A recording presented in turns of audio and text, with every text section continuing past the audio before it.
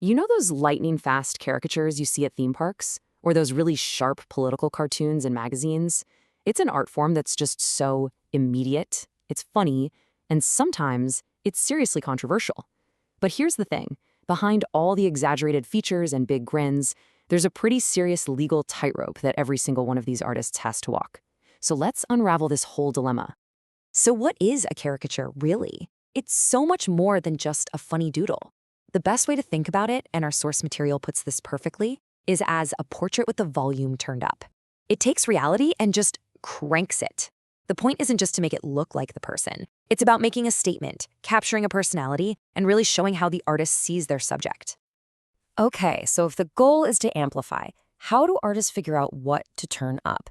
Well, it all comes down to a simple but really powerful formula. Right, so the magic of a truly great caricature, it really boils down to three key things. First, you need a likeness. You've got to be able to recognize who it is, right? Second, exaggeration. This is where the artist's unique eye comes into play. And third, a statement. This is the why. Is it supposed to be funny? Is it satire or commentary? A really successful caricature just perfectly balances all three. To find that exaggeration, artists learn to see faces in a totally different way. They don't see all the complex muscles, they see a bunch of simple, basic shapes. One of the key ideas is this T-shape. That's the relationship between the eyes and the nose. Is it wide? Is it narrow?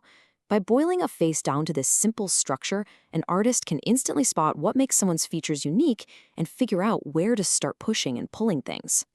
So that's the art side of things, and it's brilliant. But the moment that piece of art is created, a whole new can of worms opens up.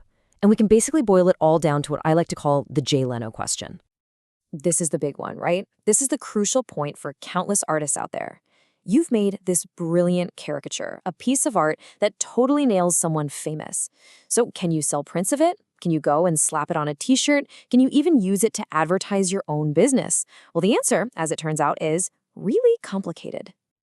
And look, this isn't just some abstract legal theory. This stuff really happens. As our source author, Tom Richmond, tells it, a follow artist used his own caricature of Jay Leno in a Yellow Pages ad, and Jay Leno himself saw it. Now, he was apparently nice about it, but the message was clear. Stop using my face to sell your services. This one little story just perfectly captures that real-world clash between art and commerce.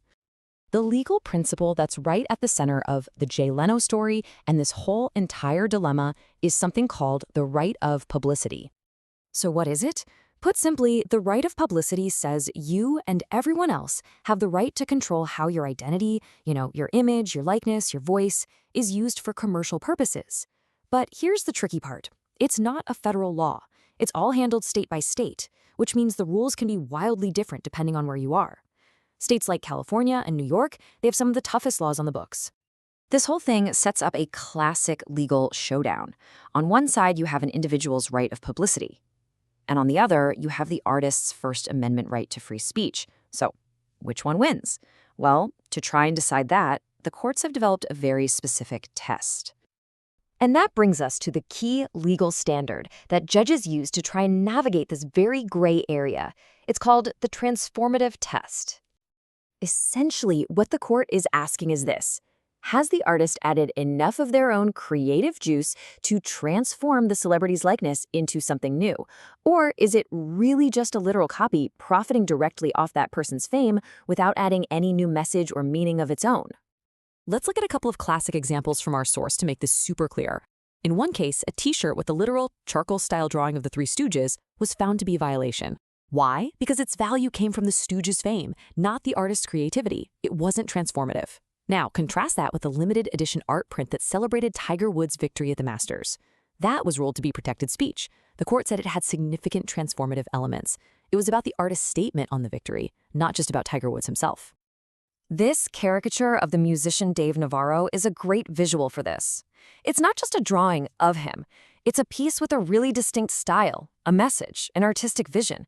It has been transformed from just a simple likeness into a unique piece of art. But, and this is a big but, being transformative is only the first hurdle. Yeah, even if you create an absolute masterpiece of transformative art, you can still run into trouble. Because the courts look very, very closely at how it's sold. This is what's known as the venue of expression. So, courts have a pretty clear hierarchy here. At the top, the most protected stuff, magazines, books, news articles. This is why a place like Mad Magazine can publish parody after parody and not get sued into oblivion. It's protected as free press. Next, things that are often protected. Fine art, limited edition prints. Think of that Tiger Woods piece. But way down at the bottom of the list are commercial products. The moment you put that same caricature on a coffee mug or a t-shirt, a court is far more likely to see it as just merchandise, not a protected form of speech. So, what's the big takeaway for artists trying to figure all this out? Well, the source material offers some pretty clear and, frankly, kind of unsettling advice. The bottom line is that the law around caricature specifically is still evolving. The precedents just aren't set in stone yet. As Tom Richman warns, artists are working in a legal gray area. The risk of a lawsuit is very real. And until the courts finally draw a clearer line, the best advice is just to be cautious, especially when you're talking about putting your art on commercial products.